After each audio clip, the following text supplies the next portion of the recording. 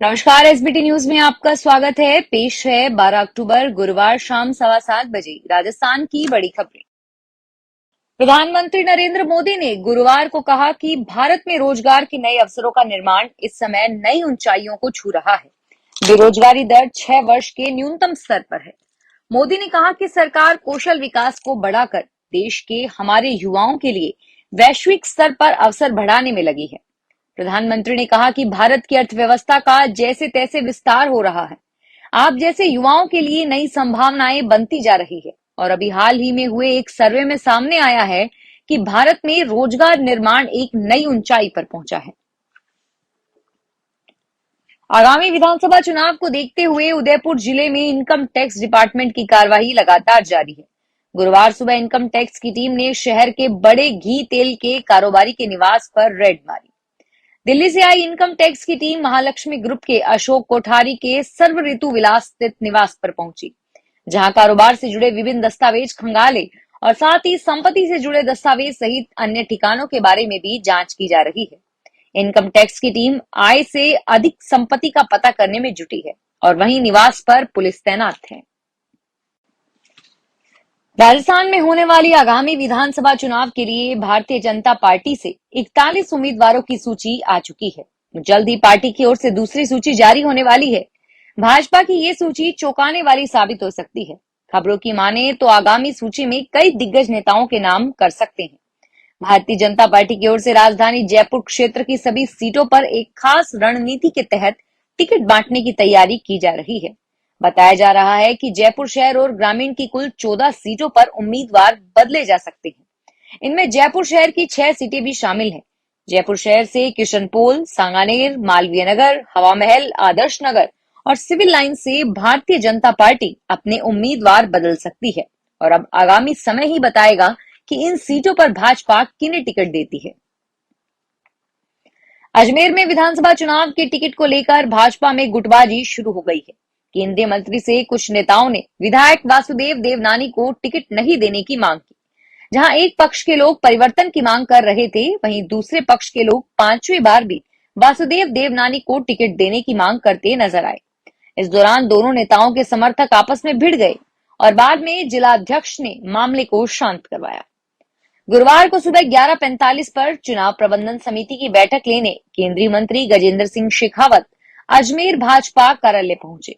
कार्यालय के बाहर भाजपा नेता सुभाष काबरा के समर्थकों ने केंद्रीय मंत्री की गाड़ी का घेराव कर अजमेर उत्तर और दक्षिण विधानसभा क्षेत्र में कैंडिडेट बदलने की मांग करते हुए विरोध जताया।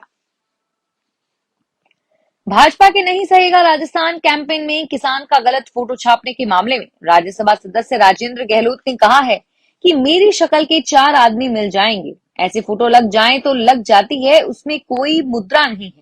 असल बात यह है कि 19,000 किसान प्रभावित हुए और सरकार ने विधानसभा में ये स्वीकार किया है।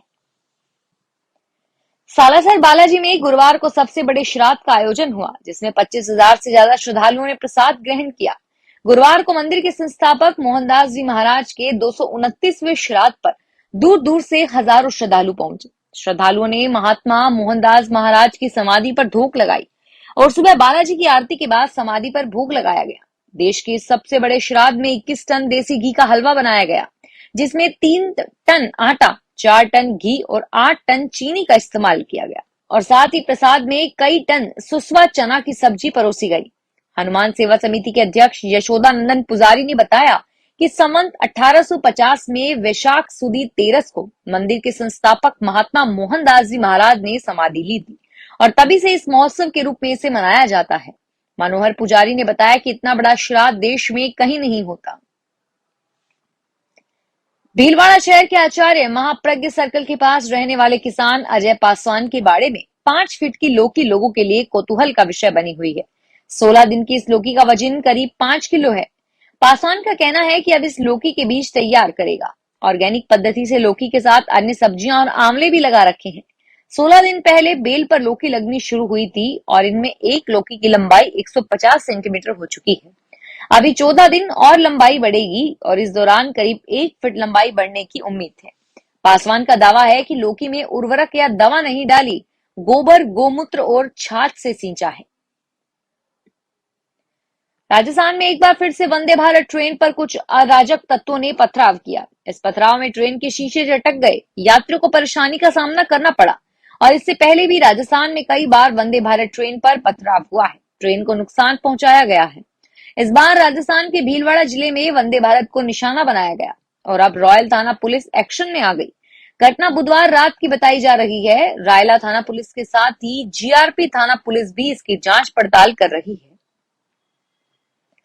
अलवर जिले के भिवाड़ी में गुरुवार को घी से भरा टैंकर सड़क पर पलट गया और जैसे ही आसपास के लोगों को इसकी जानकारी मिली तो वे अपने अपने घर से डिब्बे, ड्रम, बर्तन और बाल्टी लेकर घी लूटने मौके पर आ पहुंचे।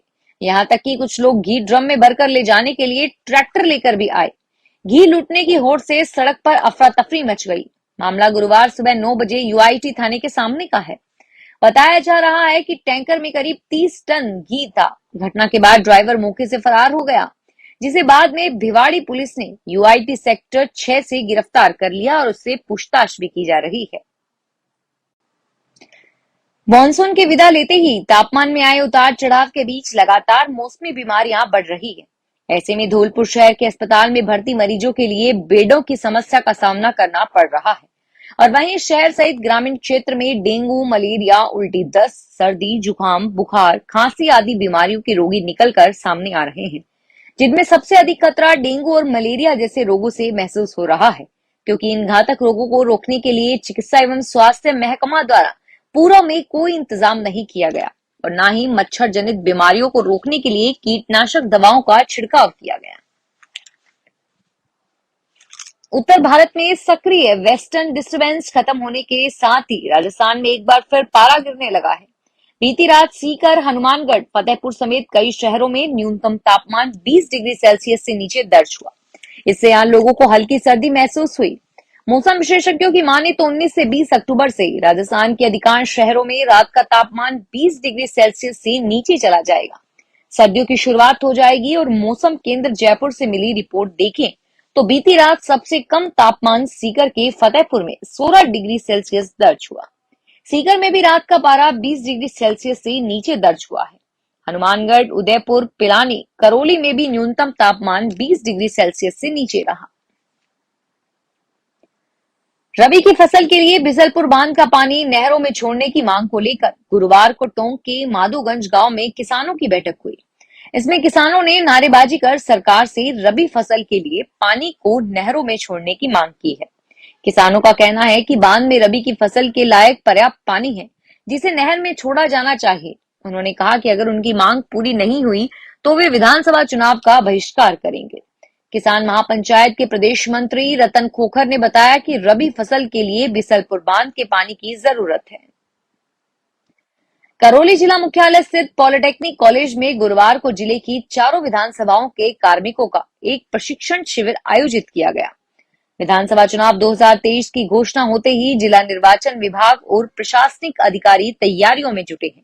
प्रशिक्षण में वितरण और रिसीविंग से जुड़े कार्मिकों के लिए 1 दिवसीय प्रशिक्षण शिविर आयोजित किया गया। अलवर जिला अस्पताल के पीएमओ प्रमुख चिकित्सा अधिकारी डॉक्टर सुनील चौहान का जयपुर रोड स्थित भूरा सिद्ध हनुमान मंदिर से पर्स चोरी हो गया। पीओ ने चौहान ने अरावली विहार थाने में रिपोर्ट दर्ज कराई है। पीएमओ डॉक्टर चौहान ने पुलिस को रिपोर्ट दी थी कि मंगलवार रात करीब 9 बजे वे जयपुर रोड स्थित पुराना भूरा सिद्ध हनुमान मंदिर गए थे और वहां करीब रात 10:30 बजे तक रुके और इसी बीच किसी ने उनकी जेब से पर्स चोरी कर लिया। वर्ष 2014 में देश भर में मिशन इंद्रधनुष में अब तक 5.06 करोड़ बच्चों और 1.25 करोड़ गर्भवती महिलाओं को खसरा और रूबेला का टीका लगाया गया है। केंद्रीय स्वास्थ्य एवं परिवार कल्याण मंत्रालय ने गुरुवार को यहां बताया कि मिशन इंद्रधनुष के 11 चरण पूरे हो चुके हैं। 12वां चरण अभी चल रहा है और इस अभियान के अंतर्गत 5.06 करोड़ से अधिक बच्चों और 1.25 करोड़ से अधिक गर्भवती महिलाओं को खसरा और रूबेला का टीका लगाया जा चुका है। वर्ष 2023 तक खसरा और रूबेला उन्मूलन के लक्ष्य पर विशेष ध्यान दिया गया है। बिहार, छत्तीसगढ़, ओडिशा, पंजाब को छोड़कर सभी राज्य और केंद्र शासित प्रदेश 14 अक्टूबर तक अभियान के सभी 3 दौर समाप्त कर लेंगे। फिलहाल इस बुलेटिन में इतना ही और फिर हाजिर होंगे तमाम बड़ी खबरों के साथ।